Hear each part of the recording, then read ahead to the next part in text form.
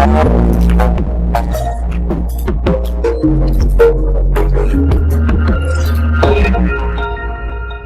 Guys, तो आपका अपना चैनल स्किल स्कूल में आपका बहुत बहुत स्वागत है। तो मैं उम्मीद करता हूँ कि मेरा जो पिछला वीडियो था स्टैट प्रो के ऊपर, उसका बिगिनिंग और उसका बेसिक्स के ऊपर, वो आपको बहुत पसंद आया होगा और उससे आप कुछ सीखने को मिला होगा। तो अगर आपको सीखने को कुछ मिला है, अगर आप वीडियो को लाइक किए हैं तो मुझे कमेंट बॉक्स में ज़रूर बताइएगा।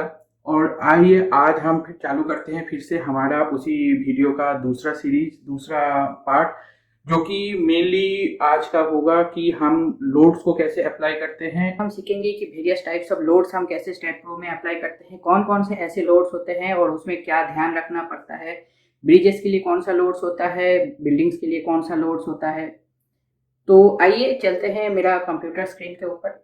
नहीं, यहाँ पे ये मॉडल ओपन कर लिया है। आपको याद होगा कि ये मॉडल हमने पिछले वीडियो जो कि हमारा पार्ट 1 में, उसमें हमने ये मॉडल क्रिएट किया था और उसमें उस टाइम हमने सिर्फ सेल्फवेट को अप्लाई किया था। तो अभी आज हम सीखे इसमें और कौन कौन सा लोडिंग अप्लाई करने का ऑप्शन होता है स्टैट प्रो में, और वो सारे लोड हम कैसे इसमें अप्लाई करते हैं। तो चलिए पहले हम एक लोड क्रिएट कर लेते हैं। लोड केस डिटेल्स ऐड, और इसका नाम दे देते हैं लोड 1। तो हमने अभी लोड 1 क्रिएट कर लिया। तो लोड 1 के अंदर हम देखेंगे कि क्या क्या लोड है। तो ऐड ऑप्शन में जैसे हम जाएंगे, हमने पिछले दिन देखा था कि सेल्फ वेट हमने अप्लाई करना सीख लिया था। तो next option is nodal load. Nodal load means आपका जो नोड्स है उसमें जो लोड डायरेक्टली अप्लाई कर रहे हैं हम, उसको नोडल लोड बोलते हैं। नोडल लोड क्या क्या हो सकता है? नोडल में आपका फोर्सेस हो सकता है, F x, F Y, F Z, या फिर कोई मोमेंट्स हो सकते हैं जो नोड में अप्लाई कर रहे हैं। तो ये दोस्तों पहले हम एक अप्लाई करते हैं, एक स्टैंडर्ड। लेट्स से हम एफएक्स में हमने 100 किलो न्यूटन अप्लाई कर दिया, और एफ जेड डायरेक्शन में हमने और एक 50 किलो न्यूटन अप्लाई कर दिया। हम इसको अप्लाई करके देखेंगे कि कैसे ये दिखता है। Add, close. तो ये आ गया हमारा। तो इसको हम अप्लाई करेंगे। Use cursor to assign. जैसे यहाँ पे क्लिक किया नोड पे, ये यहाँ पे लोड आ गया। बीच में हम कहीं पे क्लिक करेंगे तो नहीं आएगा, आपको नोड पे ही क्लिक करना है। Sorry,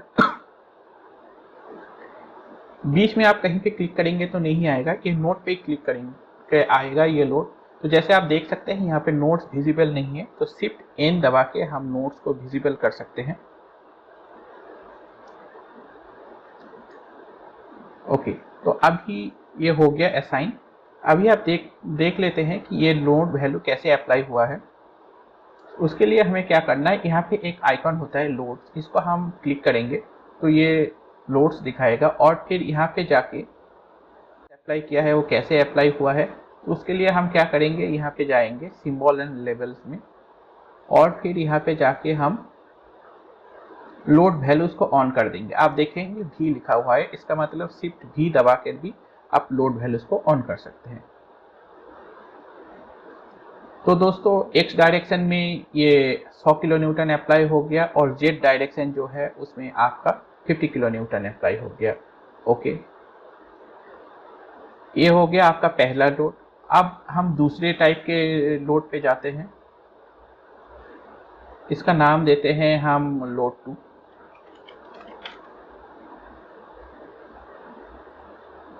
add.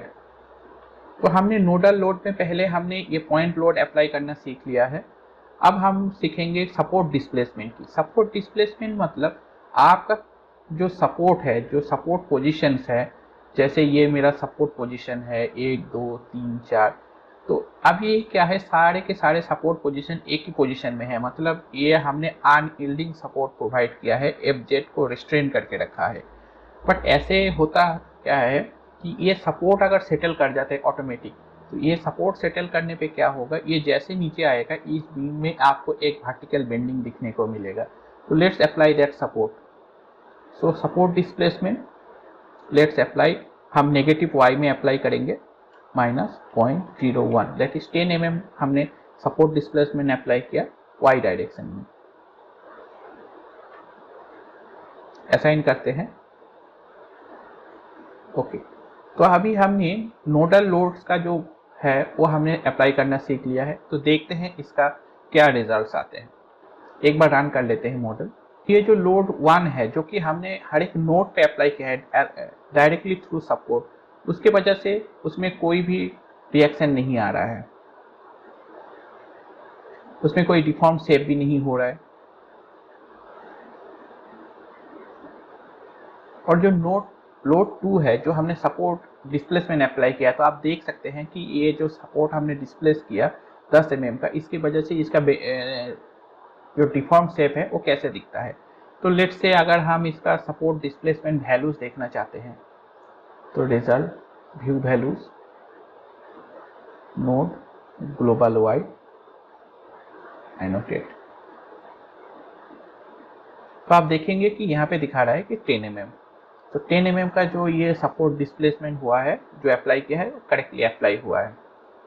इसकी वजह से बेंडिंग मोमेंट कैसे दिखेगा दोस्तों, ये जैसे सपोर्ट ये सेटल कर जाता है तो एक्चुअली यहाँ पे एक सैगिंग मोमेंट जनरेट होगा और इस पॉइंट्स पे एक हॉगिंग मोमेंट जनरेट होगा। तो ये है आपका डायग्राम।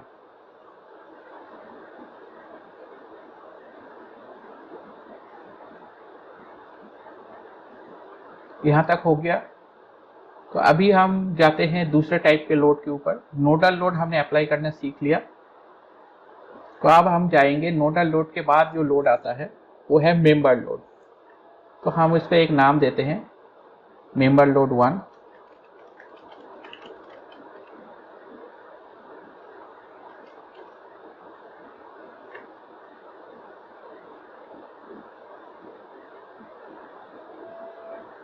ऐड, हम जाएंगे अभी मेंबर लोड पे। मेंबर लोड पे बहुत सारे ऑप्शंस होते हैं, आप किस तरीके का मेंबर लोड अप्लाई करना चाहते हैं।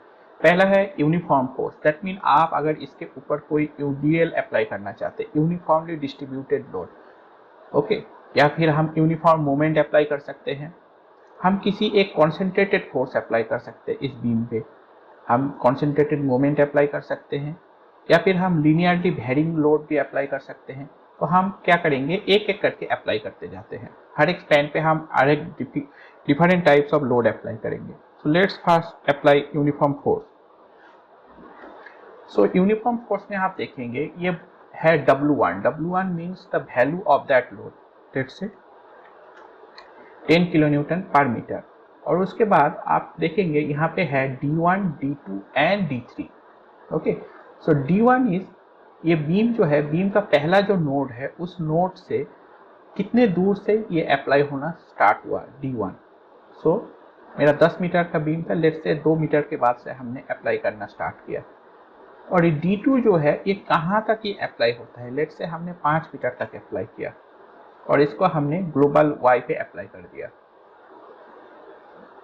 D3 क्या है दोस्तों, D3 है इसका ट्रांसवर्स इसेंट्रिसिटी। अगर ये लोड बीम के सेंटर से अप्लाई ना होके अगर इसेंट्रिकली अप्लाई होता है जो कि टॉर्सन जनरेट करेगा आपका बीम पे, उसके लिए आपको D3 यूज करना है।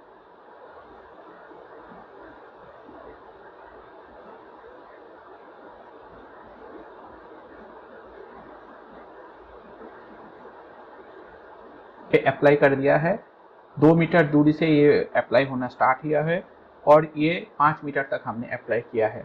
अगर हम इसको through out the beam apply करना चाहते हैं तो क्या करेंगे, तो हम सिंपली यहाँ पे जाएंगे, ये D1 को हम 0 कर देंगे, D2 को भी 0 कर देंगे, तो ये थ्रू आउट द बीम पे अप्लाई हो जाएगा। और अगर हम यहाँ पे कोई D3 का वैल्यू देते हैं, लेट्स से हमने D3 का वैल्यू दिया, तो ये यहाँ पे दिखाएगा नहीं।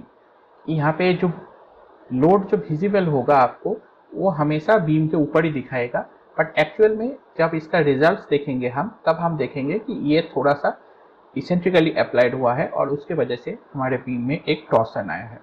तो फिर से इसको चेंज कर लेते हैं।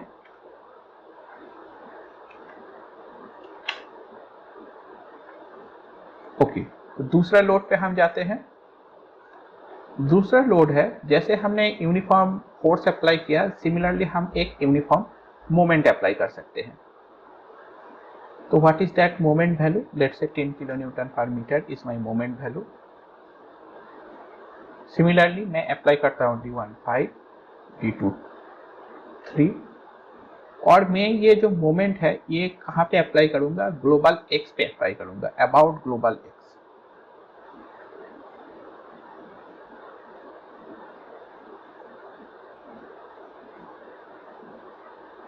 तो ये है about x, means this is x, x के अबाउट जो मोमेंट है, ये देखिए आपका मोमेंट जो है ये एक्स के अबाउट है, तो this is the uniform moment about x. Similarly आप इसको चेंज कर सकते हैं, यहाँ पे 0 कर देंगे तो ये थ्रू आउट अप्लाई हो जाएगा, और आप इसका डायरेक्शन भी चेंज कर सकते हैं। लेट से अगर मैं इसको वाई में, जेड में अप्लाई करता हूँ तो कैसे दिखेगा, तो आप देख सकते हैं कि ये अबाउट जेड हो गया है, जेड के अबाउट, जेड एक्सिस के अबाउट।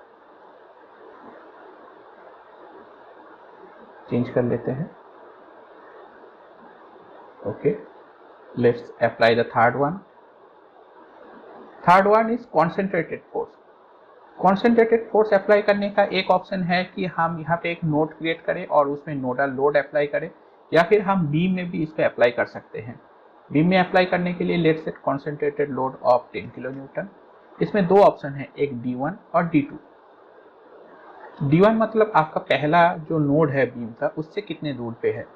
ओके, तो फ्रेंड यहाँ पे एक चीज़ मैं बताना चाहूँगा कि मैं थोड़ी देर से बोल रहा हूँ कि पहला नोड, तो ये एक बीम है, इसका कौन सा नोड पहला है, नोड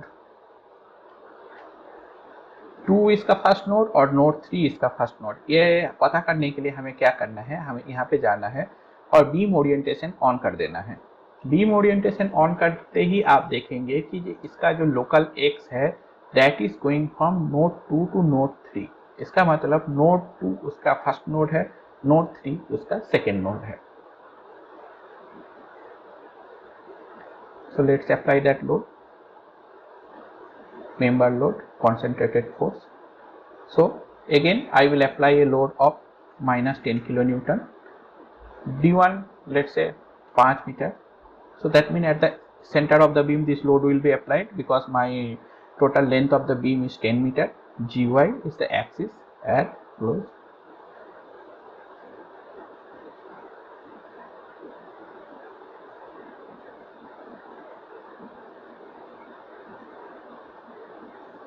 तो ये जैसे लोड है ये काफ़ी छोटा दिख रहा है आपको समझ में नहीं आ रहा है, तो इसके लिए हमें क्या करना है, इसके लिए हमें यहाँ पे जाना है फिर हम स्केल्स पे जाएंगे। पॉइंट फोर्स जो है उसको 1 कर देते हैं, उसका स्केल बढ़ा देते हैं। तो देखिए ये बड़ा स्केल काफ़ी हो गया।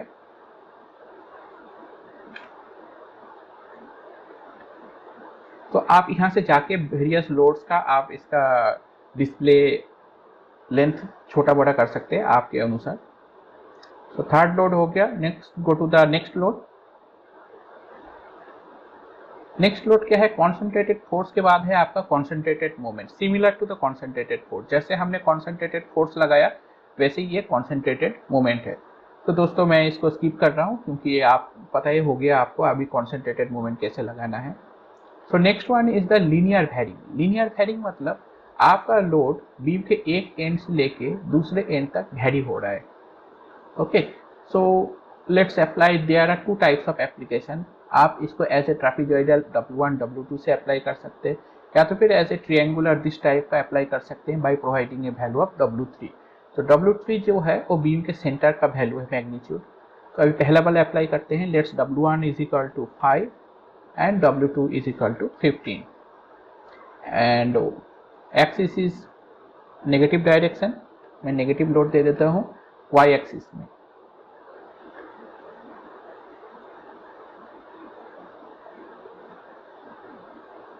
इस बीम पे अप्लाई कर देते हैं। तो ये हो गया आपका थर्ड तरीके का। और इसी को मैं चेंज कर लेता हूँ, आपको दिखाता हूँ कि ये तीसरा ऑप्शन अगर हम W3 यूज करेंगे, लेट से W3 को हमने कर दिया 5, तो बीम के सेंटर पे ये 5 हो जाएगा। 5 हमने अभी पॉजिटिव डाल दिया इसलिए ऐसा दिख रहा है। सो let say -5। So this is the load. So ये वेरियस लोड्स है जो हम मेंबर लोड में अप्लाई करते हैं। और देख लेते हैं और कौन सा लोड्स है। तो लीनियर वेरिंग के तो अभी जो हमारा अगला लोड है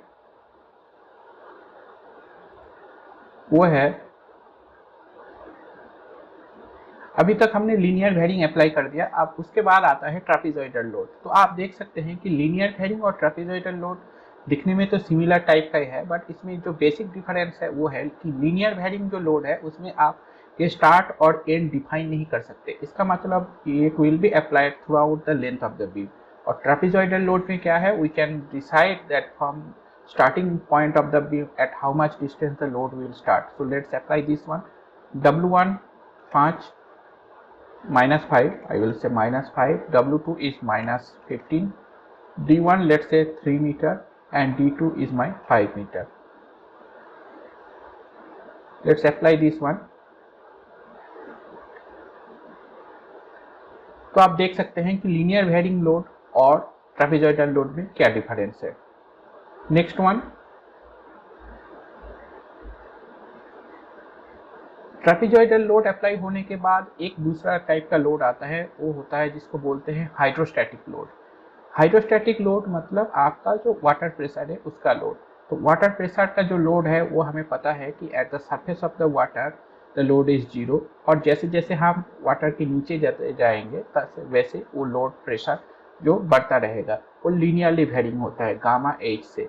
तो हाइड्रोस्टैटिक लोड को हम एक दूसरे तरीके से भी अप्लाई कर सकते हैं। इसका मतलब जो भी हमारा total length of the beam है उसमें हम एक लीनियर लोड अप्लाई कर सकते हैं। तो देखते हैं इसमें कैसे हम अप्लाई करेंगे। लेट्स से इसके लिए हम एक नया लोड नंबर क्रिएट कर लेते हैं, वो सही रहेगा। हाइड्रोस्टैटिक, दोस्तों ये नाम इसका हाइड्रोस्टैटिक है, इसको हम प्रैक्टिकली बहुत सारे जगह पे अप्लाई कर सकते हैं। तो पहले हम दिखाते हैं क्या एप्लीकेशन है। लेट्स से मैं एक लोड अप्लाई करना चाहता हूँ नोड 1 से लेके नोड 5 तक। नोड 1 में उसका कुछ वैल्यूज होगा और नोड 5 में उसका कुछ वैल्यूज होगा। ओके, तो इसको हम क्या कर सकते हैं, तो बीच बीच में हमें हर एक बीम पे हम एक ट्रापेजॉइडल लोड अप्लाई कर सकते हैं। वैसे भी हम ये वाला प्रोफाइल जनरेट कर सकते हैं, बट क्या है उसमें अगर आपका नंबर ऑफ बीम्स बहुत ज़्यादा हुआ तो वो एक टाइम कंज्यूमिंग मैटर होता है। तो उस केस में हम हाइड्रोस्टैटिक लोड ये जो ऑप्शन है इसका फ़ायदा ले सकते हैं। तो अप्लाई करके देखते हैं। लेट्स से एक हम load uniform load varying load apply करेंगे नोड 1 में जिसका वैल्यू 10 किलो न्यूटन पर मीटर है, और नोड 5 में that value is 50 kilo newton पर मीटर।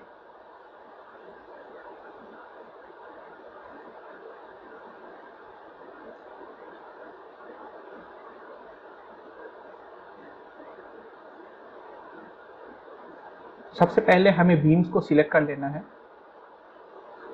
बीम कर्सर सिलेक्टेड है, हमने बीम्स को सिलेक्ट कर लिया, डन। तो हम अभी जो लोड अप्लाई करेंगे वो कौन सी डायरेक्शन में करेंगे, हम ग्लोबल वाई डायरेक्शन में करेंगे। तो ग्लोबल वाई हमने सिलेक्ट कर लिया है, और ये बोल रहा है कि इंटरपोलेटेड अलोंग ग्लोबल एक्सिस, कौन सी डायरेक्शन में ये इंटरपोलेशन होगा। तो इंटरपोलेशन हम अलोंग द एक्स करेंगे, यहाँ से लेके यहाँ तक हमें वेरी करना है, अलोंग एक्स करेंगे। मिनिमम जो ग्लोबल एक्सिस होता है जो एक्स है, मिनिमम जो जी वाई जो है, वाई का जो मिनिमम ग्लोबल एक्सिस है उसमें क्या वैल्यू है, उसमें वैल्यू है मेरा 5, और जो मैक्सिमम ग्लोबल एक्सिस है उसमें मेरा वैल्यू है 50। तो हम ऐड कर देते हैं, क्योंकि हमने माइनस अप्लाई किया नहीं किया तो इसके वजह से आप देख सकते हैं ये एक ट्रायंगुलर ट्रापेजॉइडल लोड अप्लाई हो गया थ्रू आउट द बीम। और इसको हम ऐसे एडिट नहीं कर पाएंगे, जैसे हमने जिस विंडो के थ्रू इसको अप्लाई किया है उस विंडो फिर से वापस नहीं आएगा। ये हर एक बीम पे ये लोड डिवाइड हो गया, और आप देख सकते हैं ये एक्चुअली हर एक बीम में एक ट्रापेजॉइडल लोड अप्लाई कर दिया है। तो इसको एडिट करना पॉसिबल नहीं होता है। इसको एडिट करने के लिए इस सबको डिलीट करके फिर से आपको दोबारा ये चीज़ बनाना पड़ता है। तो ये हो गया आपका हाइड्रोस्टैटिक लोड।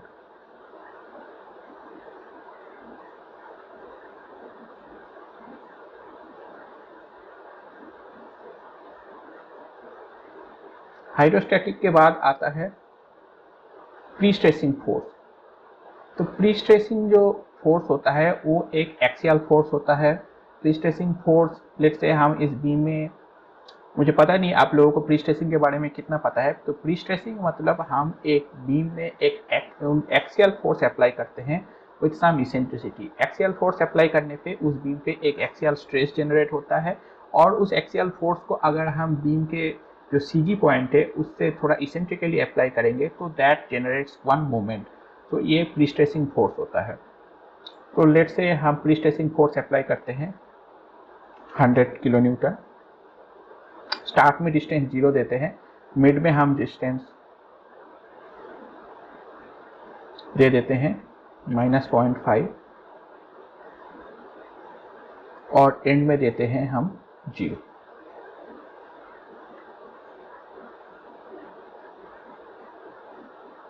तो ये प्रीस्ट्रेसिंग फोर्स अप्लाई हो गया है। ये अभी पता नहीं लगेगा, इसको रन करने के बाद हम देखेंगे कि कैसे ये बिहेव कर रहा है। तो और देख लेते हैं दोस्तों और कौन सा लोड है हमारा। तो इसके बाद प्रीस्ट्रेसिंग लोड के बाद मेंबर लोड में आता है फिक्स्ड एंड। इसका दोस्तों ऐसा कोई यूज नहीं है प्रैक्टिकली। ये एक नोड है कि फिक्स्ड एंड बोल के कि यहाँ पे आप अपना स्टार्ट और एंड नोड में आप एक्सियल फोर्स, पॉइंट लोड या मोमेंट्स डिफाइन कर सकते हैं। ये कभी हम यूज़ करते नहीं है, एटलीस्ट मैंने कभी तो नहीं किया है, ये ऐसा यूज़ होता नहीं है। तो इसको आप इग्नोर कर सकते हैं, ये इतना इम्पोर्टेंट नहीं है। और मेरे ख्याल से ये जो प्रीस्ट्रेसिंग पोस्ट टेंशनिंग या प्री टेंशनिंग वाला लोड है, इसको भी आप टाइम में इग्नोर कर सकते हैं। ये थोड़ा हायर लेवल पे आएगा जब मैं स्टैट प्रो का या माइडस का एक हायर वर्जन का कोर्स कराऊंगा, तब मैं इसके बारे में और डिटेल में चर्चा करेंगे, क्योंकि उसके लिए आपको थोड़ा टेक्निकल नॉलेज होना भी जरूरी है प्रीस्ट्रेसिंग का, कि हम यहाँ पे क्या कर रहे हैं। तो दोस्तों यहाँ तक हमारा लोड्स आ गया, इसको एक बार रन कर लेते हैं, देख लेते हैं कि कोई दिक्कत है कि नहीं। तो रन आप कंट्रोल F5 दबा कर भी कर सकते हैं या फिर यहाँ से कर सकते हैं।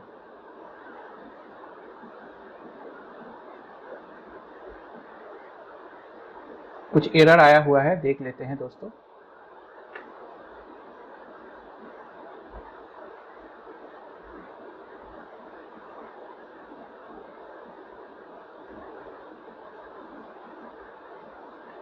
एक एम्प्टी लोड केस जनरेट हो गया है।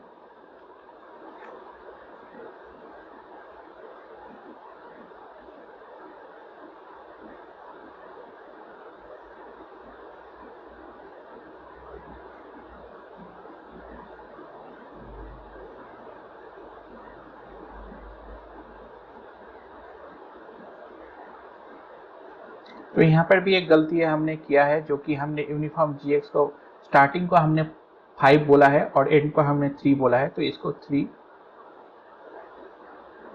और इसको 5 बोल देते हैं।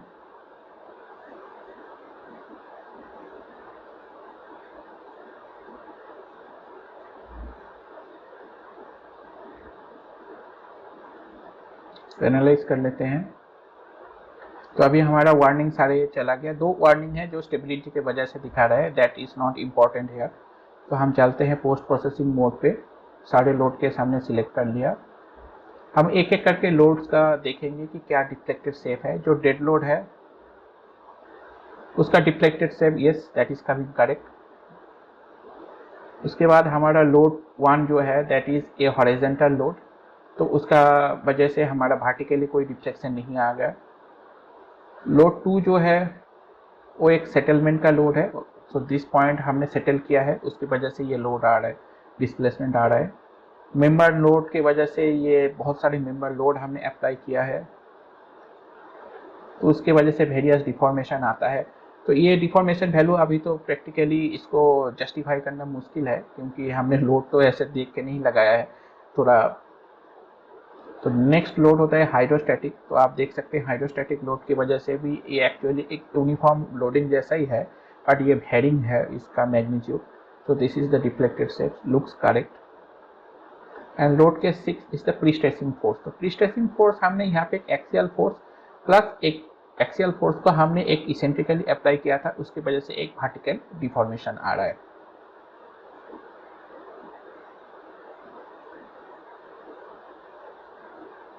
चलते हैं।